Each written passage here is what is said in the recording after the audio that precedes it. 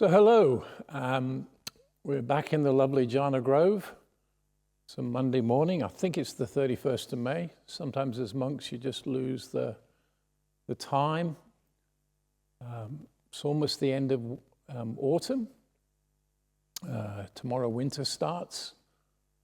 And it's lovely to have the company of some self-retreatants. There are about 10 people in the room with me, so we're just going to shout metta to you so you know we're all here and we're all doing this meditation together. So 1, 2, 3. Metta! Metta. Thank you. So it's been quite a lovely experience for us as monks doing these sort of daily talks, and we're always thinking about how can we help the world the best, during these times. One of the joys for me is seeing other monks give their talks and see the different styles or the inspiration that they put into those talks. I really had a big smile on my face last night looking at Venerable Sunyo and Venerable Vimuto, seeing them give a talk perhaps for the first time. What I wanted to share with you this morning was the opportunity that exists, presently in the world. Some countries are coming out of lockdown. Some are still in sort of lockdown. And the opportunity that this time gives us to kind of take a new perspective on life. We've had a few phone calls, in the monastery saying, how are you monks doing? We're really worried about you. Are you getting enough food? How are things going? And you say back to them, well, we're more concerned about how you're going. It's a lovely opportunity to teach yourself how to be a monastic. You're facing some of the same constraints and restraints that we put on ourselves, but we kind of do it joyfully. To have periods of seclusion, to be in harmony, with a fellow human being, to eat the food slowly and contemplate, kind of what life's about. So a number of the themes of this morning's talk is how could you take the perspective of what's going on now and ask yourself at the beginning of the day or when you do your meditations, if I have silence and peace many times a day, if I find myself these little silence moments, these peace moments, would it make my day go a lot better? And I was reminded in lay life, when I got up early before having a very busy and sort of difficult, chaotic day ahead of me, the days that I meditated for sort of 20, 30 minutes, I knew immediately the meditation that was over that there was a different sort of texture and feel to my mind. It was something along the lines of, it was energized, it was stronger, there was some calm there, which seemed to be, have a battery life of about 6 to 7 hours that I knew I'd be able to deal with any sort of problem that came up, but I wouldn't be rushing at it. I wouldn't be jumping straight in. I wouldn't say what I needed to say before listening to the other person. I just want to share a couple of stories with you. So, lucky to go back to Sydney for my daughter's graduation last November. And one night, a group went out to dinner and said, Dad, would you come along, meet some of my friends? And I was happy to do that, except, I was going to sit at the table with nothing. We can't eat after noon. And I was almost, I was at the table, but it was almost like I was outside looking in on this scene. And the thing that struck me was they were a lovely bunch of people. They were happy and light. But each one of them regularly would pick up the mobile phone to see what was on the mobile phone. And they would give a sentence as an answer to somebody, not finish it, look down, swipe left, up right, whatever it is, press this, see if something was there, and then come back to the talk afterwards, what they wanted to say. And it just seemed so frenetic. I can't say that it took anything away from the evening as far as they were concerned, but the speed, the rapidity of it, and I wanted to say, were you appreciating, what the person was saying in that very moment?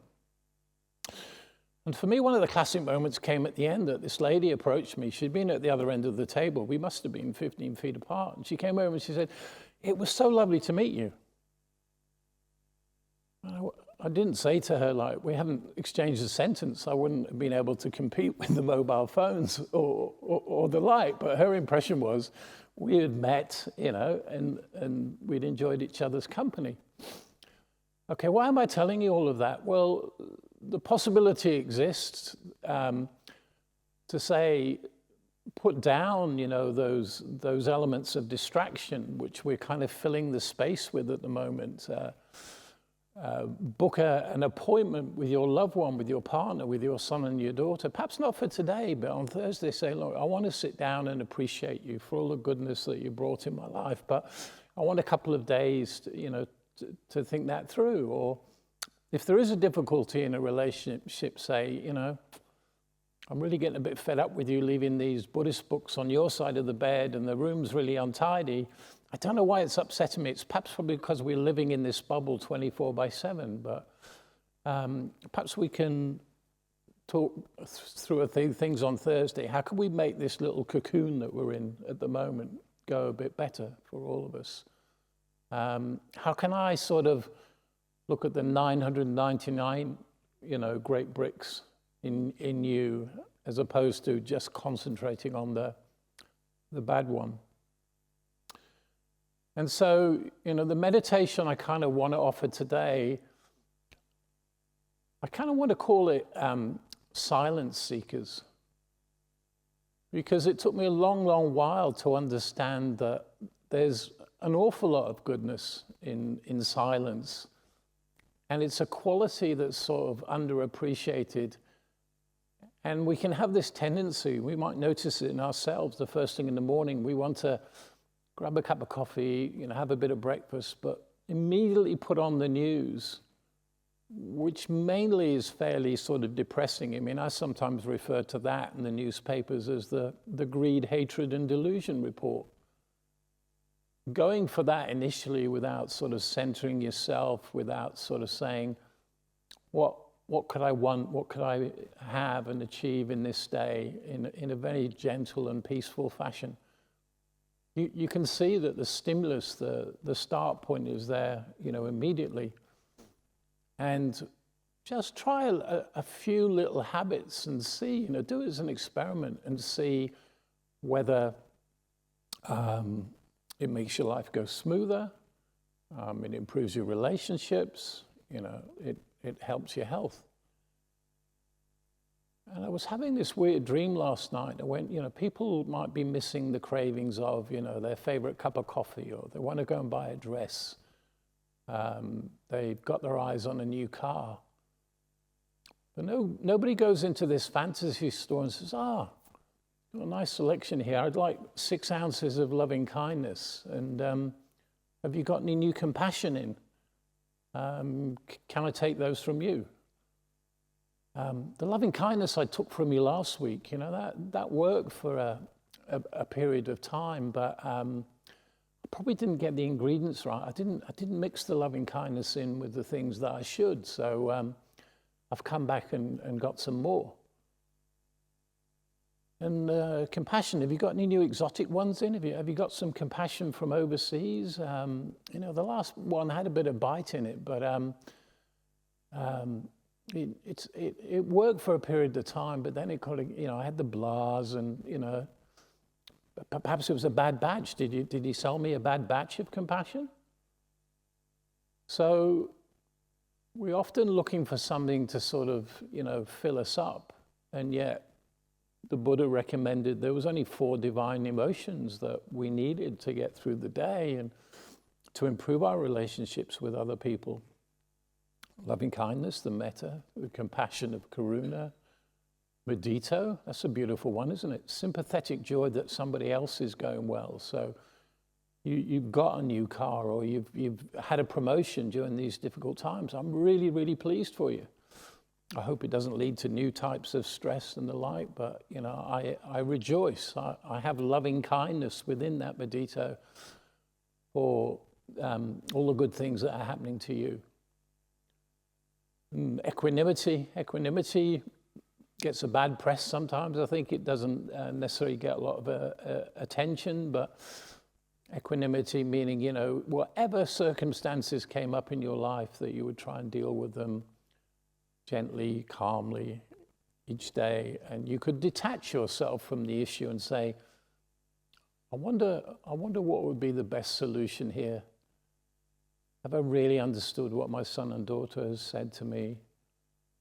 Can I replay back to them? No, I've heard that, and if they're a bit distracted, don't want to talk about it now, Dad, well, let's find another time. Let's find a time that's convenient, and even think about setting up the environment. You know, we could have a blanket party. You know, in this part of the world we're going into winter, so you'd wrap yourself in a blanket. You know, you're really comfortable. Can I get you a cup of tea? You know, now what's on your mind? Do we need to answer it now, or can we answer it at another stage? So with my lovely friends in the Dhamma in the room, I'll now ask you to gently sort of close your eyes, and let's see if we can go on a silent search.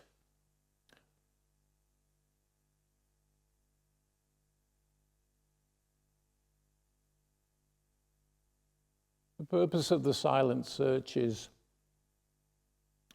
can I give goodness to myself?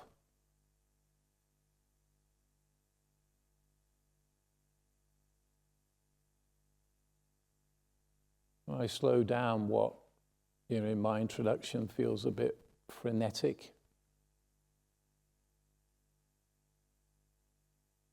I'm trying to do the best I can for whoever's watching and whoever's in the room, but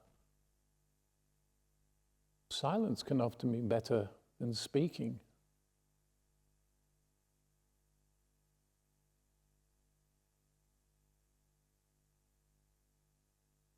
So perhaps set your mind the intention that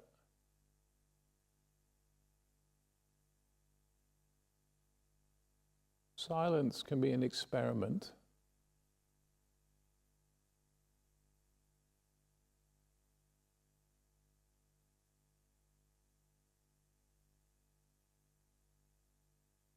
An experiment so you can watch what's going on.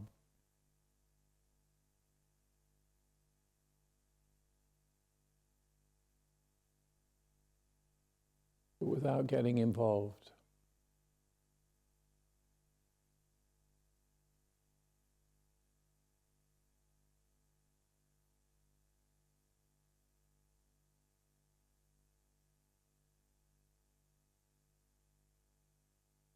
If thoughts come in,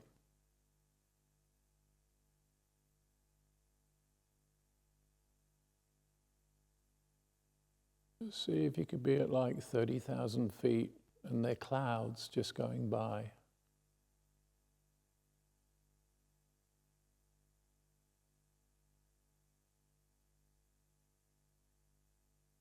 You don't have to hang on one and tightly hold it.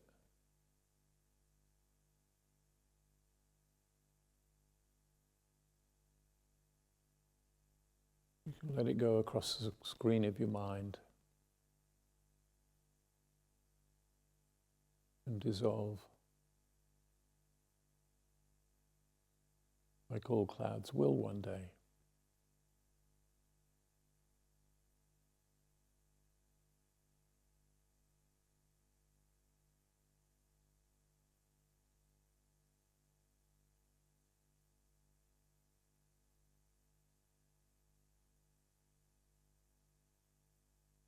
Make sure you're comfortable first. We'll do a short meditation, short body sweep in a moment.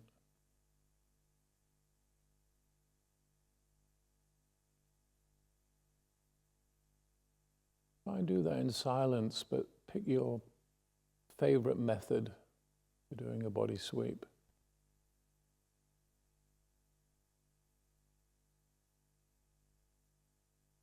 I like the idea of using a light probe inside, going into all the little parts of the body, showing warmth, giving attention.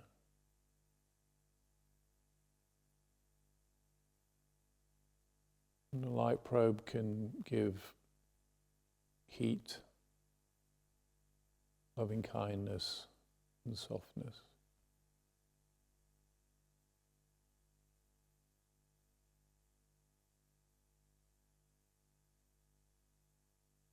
So let's spend a few moments in silence, doing a body sweep in whichever way you want.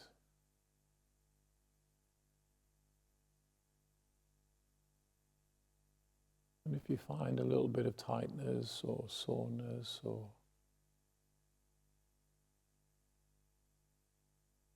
just send it metta and some gentleness.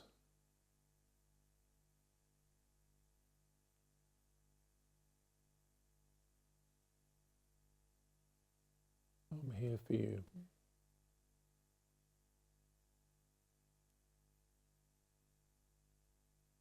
Do that at your own pace for, say, 2 or 3 minutes.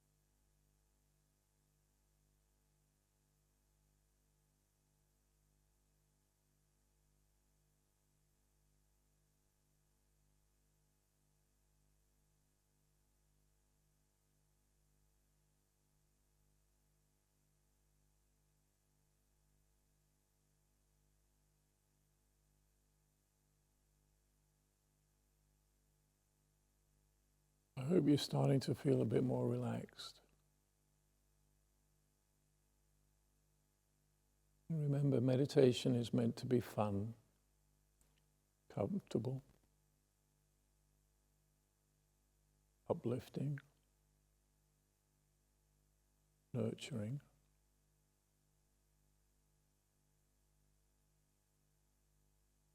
So if your body needs you to lie down, wrap yourself in a blanket.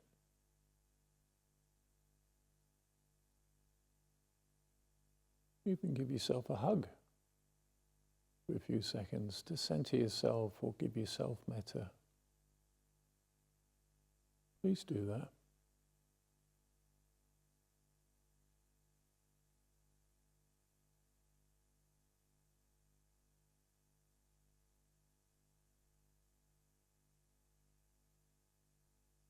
We're going on a silent search.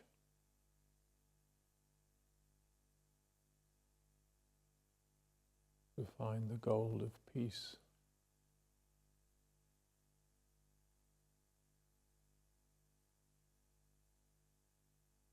Stillness.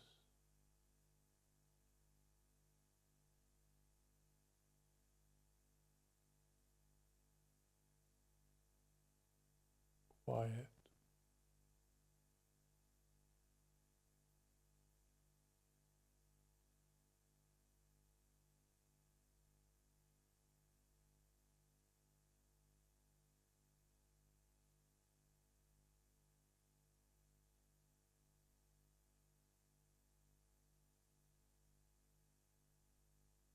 As your body relaxes, you kind of let the body go.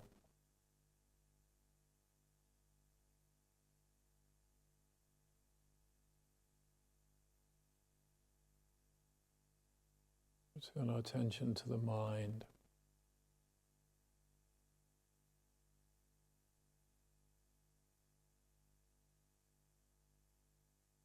Which can be, as we know, either a heaven or a hell.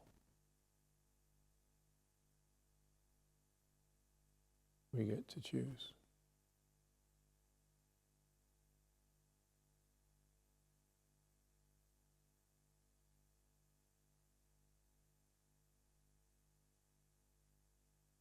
We'll make it a bit fun.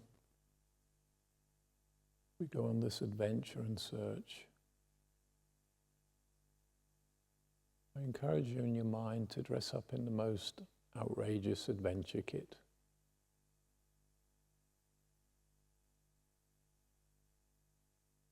Once we put the kit on, we've got the tools to go and have a look inside the mind.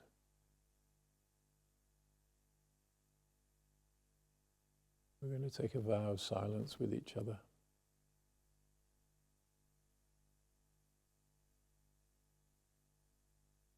I think today I'm going to put on a hazmat suit, cover myself in layers of protective clothing.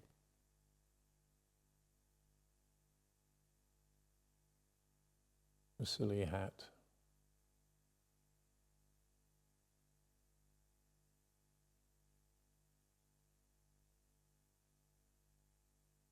Big woolly gloves.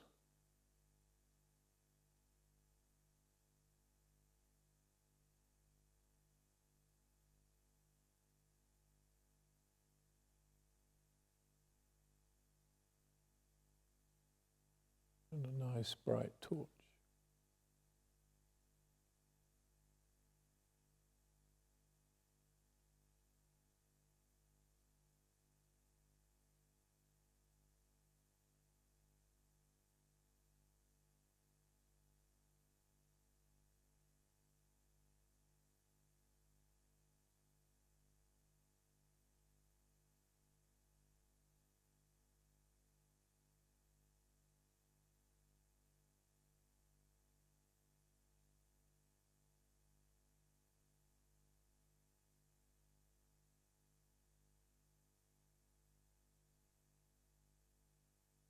We're all ready now, so let's go in to the mind.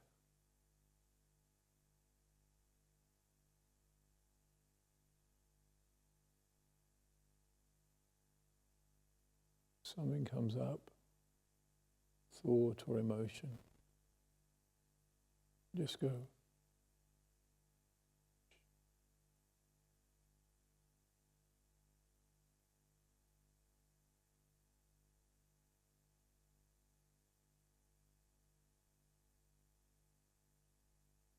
Silence is not used to being found.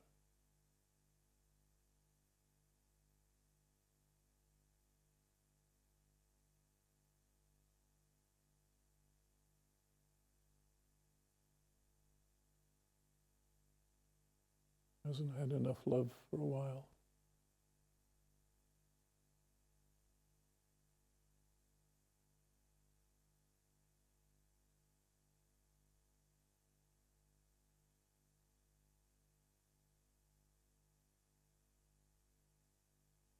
Not recognized as the beautiful brother of peace.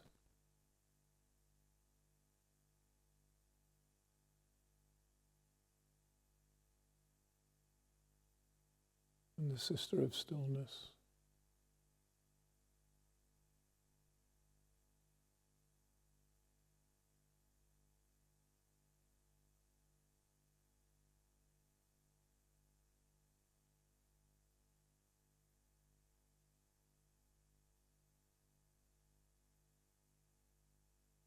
Not known as the mother of invention.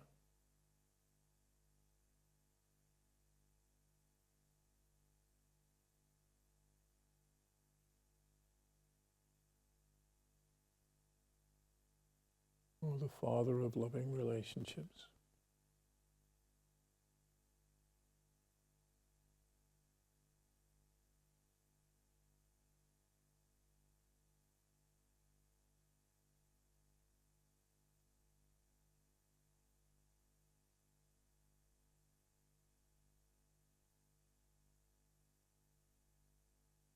So together in harmony.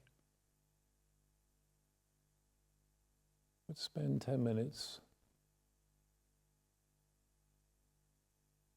searching for silence.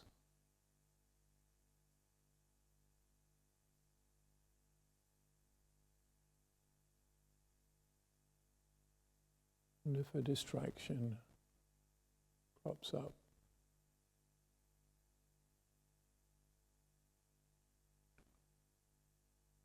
please give metta and compassion.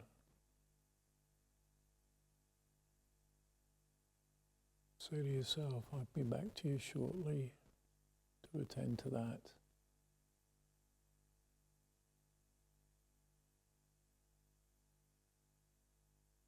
I'm looking for silence now, my time.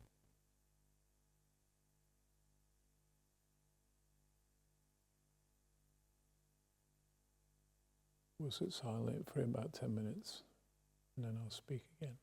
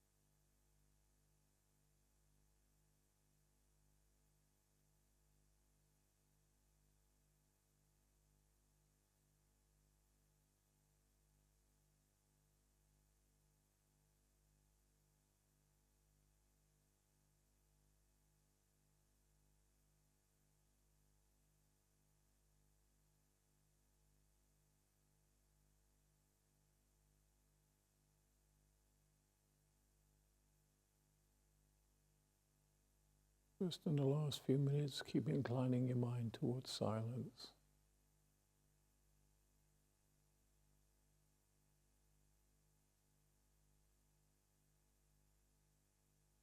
Notice when there's no thoughts, you're still aware.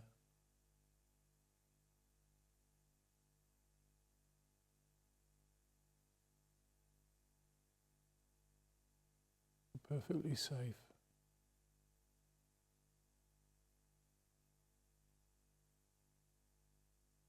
An experiment.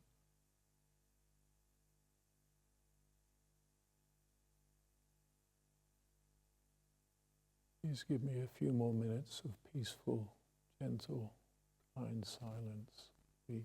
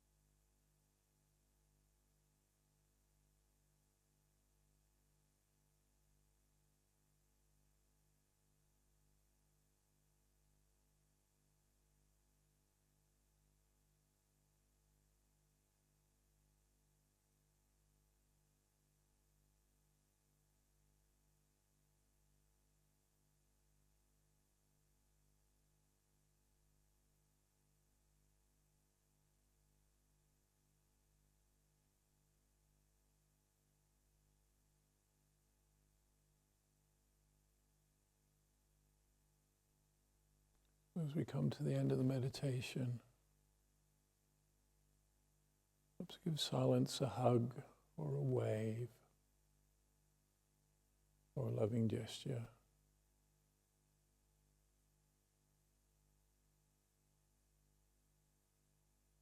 And say gently,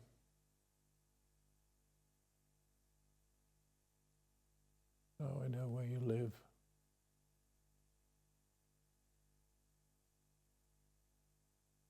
I'll come back and visit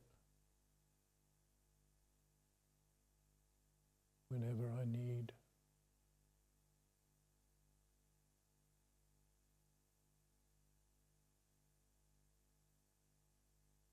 I'm so glad, silence, that you hold me gently.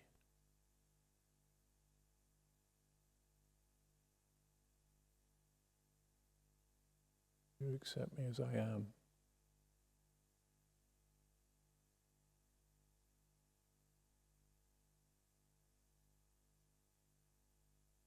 You see all my good qualities.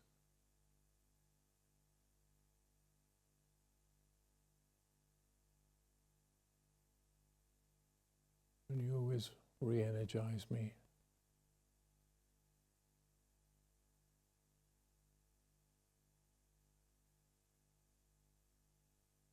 Give me a foundation.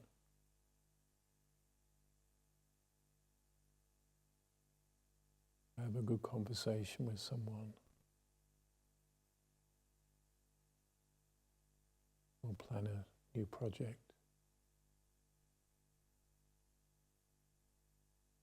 Or help me nurture a sick relative. Or a troubled relationship.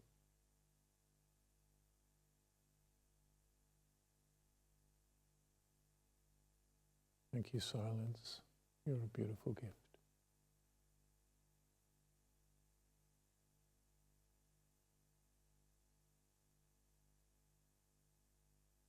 Just spend a few minutes seeing how you feel.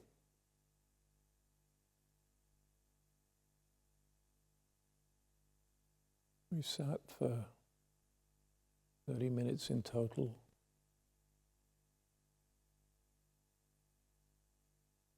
Allow the body and mind to explore.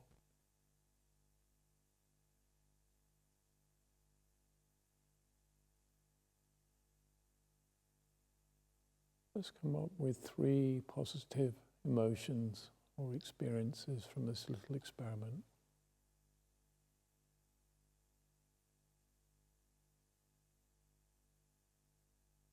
That you might want to use today and other days.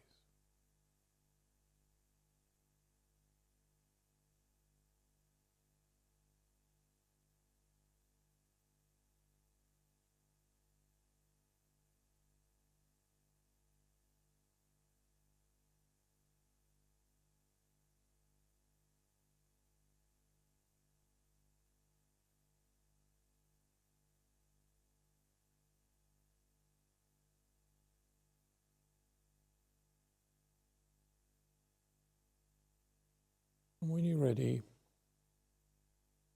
when you feel comfortable, slowly open your eyes. Finish.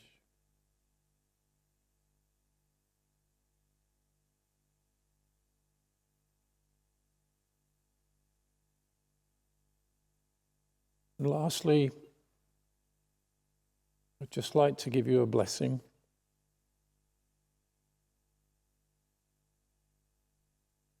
Do remember that you can give a blessing to anybody during the course of the day. It's the intention of the words and what you wish to convey that's important. So I'm just going to make up this blessing from what's in my heart and express the best I can to you. May you be gentle, peaceful and kind in every moment in front of you. May those who are troubled, who walk into your life, be relieved of suffering.